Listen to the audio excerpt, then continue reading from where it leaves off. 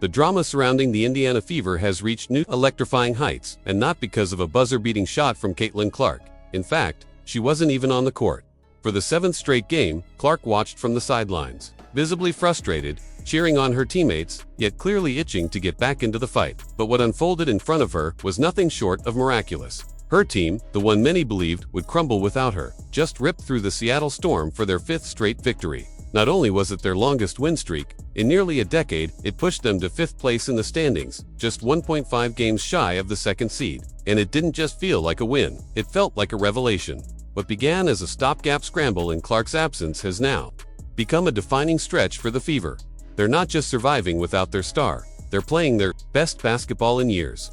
When the buzzer sounded in Seattle, the scoreboard read like a stamp of destiny. Indiana Fever 70, Seattle Storm 65. But the real story was written between the numbers in the grit, the fire, and the undeniable chemistry that has transformed this roster into a legitimate contender. And the key to all of it, a team that's bought in completely, every last player stepping into their role like they were born for this moment. This wasn't just another game on the schedule. The Fever entered this matchup with a 16-12 record, neck and neck with Seattle for playoff positioning. Both teams were clawing to escape the logjam in the standings, where one slip could drop you out of the top 6 entirely. Every game matters now. Every possession, every play, every decision, it's all amplified. Under playoff pressure, and this West Coast road trip, which still includes battles with Las Vegas, Phoenix, and Minnesota, was the ultimate test of this team's resolve. A collapse here could derail everything.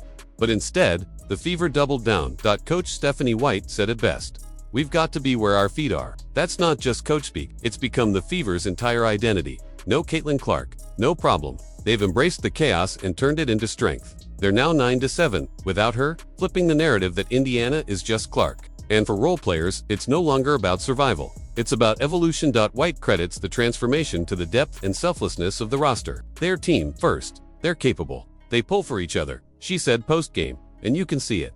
This is no longer a team waiting for a star to save them. This is a unit where every player understands their assignment and executes it with conviction. Veteran guard Kelsey Mitchell has become the glue, bringing poise and leadership. Aaliyah Boston has stepped into a new dimension as a facilitator and post anchor. Natasha Howard has become the enforcer, the steady scorer. An emotional leader, Ari McDonald brings relentless pace. Lexi Hull brings the hustle. And then there's Sophie Cunningham, the firecracker. Against the Storm, Cunningham didn't just shoot lights out, she carried the offense on her back. In a game where the rest of the Fever shot 0-4-7 from beyond the arc, Cunningham went 4-4-5, dropping a season-high 17 points on 5-of-6 shooting. While everyone else sputtered, she detonated. Seattle's defense, the second best in the league, couldn't stop her, and when asked postgame how she found her rhythm, Cunningham gave a tactical masterclass. "They're heavy in the paint, the weak side's wide open. As long as we keep the ball popping, we'll find nice shots." She wasn't just shooting, she was reading the floor like a point guard, drifting to open spots, catching and firing without hesitation, bringing energy that infected every possession. No wonder Howard dubbed her a firecracker after the game. That nickname stuck because it was true. Cunningham didn't just show up, she ignited the Fever. But while Cunningham lit the fuse, Aaliyah Boston blew the doors off the narrative all season. Critics whispered whether Boston could thrive without Clark spoon-feeding her the ball, whether she could handle being the focal point, whether she could shoulder the pressure.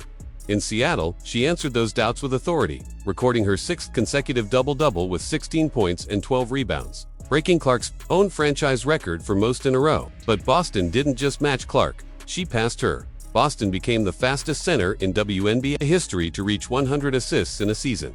That's not a stat you expect from a post player. But Boston isn't just a traditional big, she's a playmaker now. She's running the offense, anchoring the defense, and proving that her basketball IQ might be the highest on the team. Coach White calls her the rock of the Fever, a calming force, a consistent one, a leader without the theatrics. When the Fever needed a bucket late in the 4th, Boston delivered. 9 straight points in the clutch. The final dagger, a perfectly timed and-one layup that silenced Seattle's 11-0 run and shut the door. That's what franchise players do. They don't just play, they take over. And right beside her was Natasha Howard, the quiet killer. Howard was flawless. 21 points on 10 of -12 shooting. 5 rebounds, 5 assists.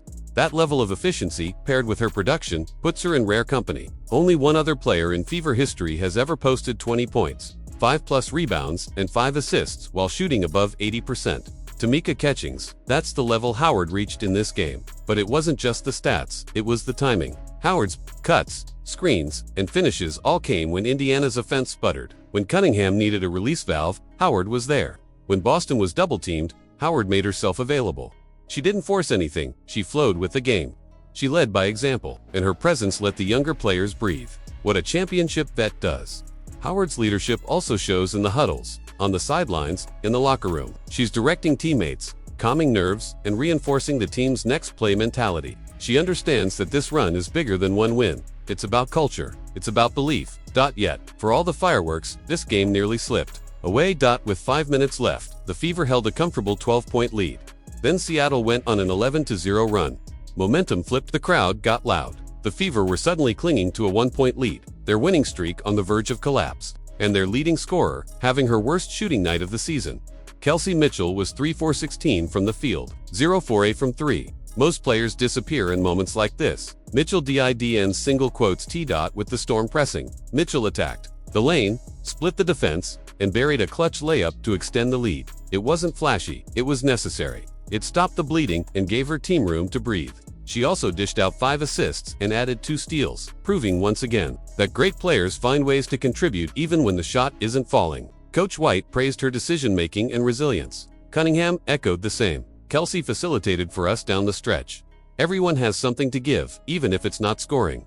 And then, there was Caitlin Clark, not on the court, but very much in the game. Seated on the bench, she erupted in frustration after yet another blown foul call. You were right in front of her. She yelled at the ref. It wasn't just emotion, it was leadership. She was still in the trenches with her team, still fighting, still living every possession like she was out there. Her presence continues to matter, not because of what she does on the floor, but what she brings to the culture. Passion, expectation, fire. Now, here's where it all comes together. The Indiana Fever just ripped off 5 straight wins without the face of the franchise. Along the way, they broke records, found new stars, and built an identity that doesn't rely on one name. Sophie Cunningham is now a 6th Player of the Year. Fretrunner Aaliyah Boston is writing her own legacy and leading the league in double-doubles. Natasha Howard is channeling Tamika Catchings on both ends. Kelsey Mitchell, even on off nights, delivers when it counts.